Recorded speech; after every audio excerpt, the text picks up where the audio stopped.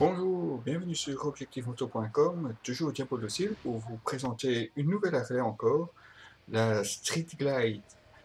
Voyons un peu ce que le projet Rushmore a apporté de bon. Un nouveau garde-boue et un nouveau design du disque pour mieux mettre en avant les jantes. Évolution aussi sur la tête de fourche Batwing avec une prise d'air que cette fois-ci on peut fermer pour dévier ou non le flux d'air. Et du coup, et forcément, la tête du pilote est enfin protégée.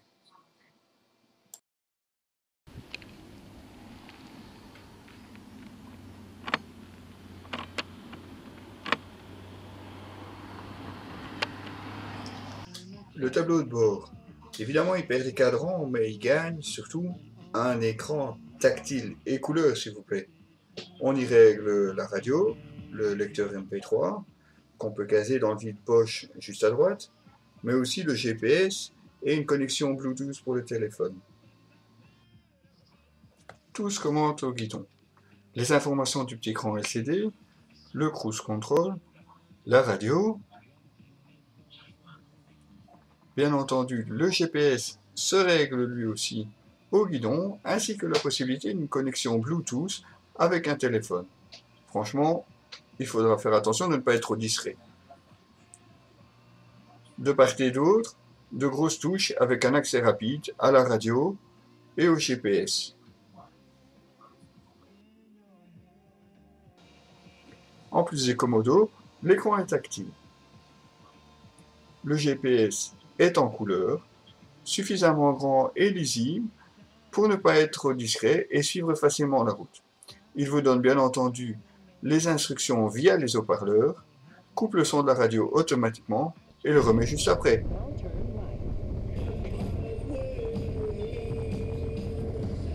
Difficile de s'en passer une fois qu'on y est goûté.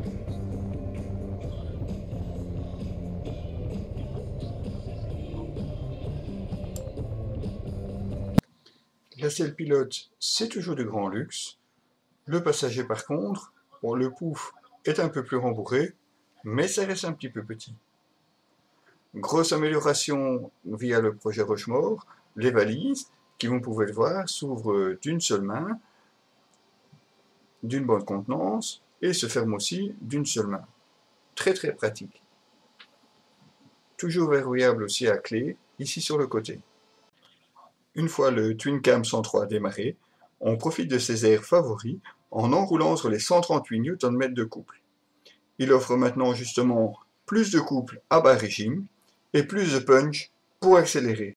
Une nouvelle boîte à air, une nouvelle cam et voilà le résultat. On l'apprécie encore plus. Et la mélodie est envoûtante, le caractère rageur. On roule à 110-130 en cinquième et la sixième se réserve pour les grands axes. Même les 372 kg de la Street n'entachent pas notre plaisir. Et même la consommation reste raisonnable, avec 5 litres au 100. À l'arrêt par contre, on le sent. Vive les biscottos. L'ABS est de série, tout comme le système réflexe, qui régule la puissance entre frein avant et arrière. Difficile de prendre les freins en défaut d'ailleurs. On aime aussi les suspensions pneumatiques à l'arrière, réglables par une molette entre la valise et le garde-boue. La fourche avant, elle, gagne en diamètre pour plus de rigidité.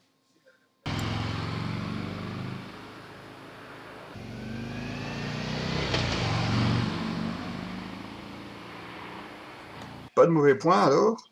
Bien si, un gros. Toucher le plateau pose-pied dans un rond-point, ça, on est habitué. On l'est par contre beaucoup moins quand ça arrive en plein virage, alors qu'on suit tranquillement d'autres motos. Frustrant vraiment. Avoir un tel moteur, une bonne maniabilité et une garde au sol aussi limitée, quelle idée chez Harley. Et voilà, on vient de toucher. Pourtant on peut pas dire qu'on penche beaucoup.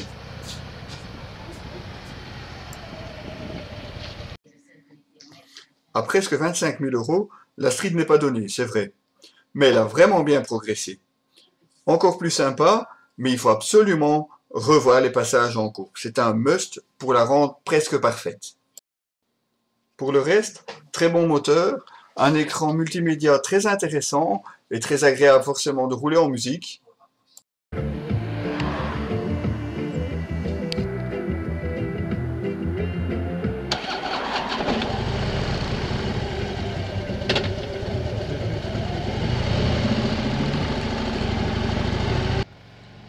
une chouette semaine passée à son guidon de cette Street Glide. C'était Diabolocile pour objectifmoto.com. Retrouvez l'article complet sur notre site avec toutes les photos. Retrouvez aussi toute l'actualité de la moto et bien entendu d'autres essais, pas que des Harley-Davidson. Toutes les marques sont représentées. Mais là maintenant, il est temps de retourner la moto chez Harley-Davidson.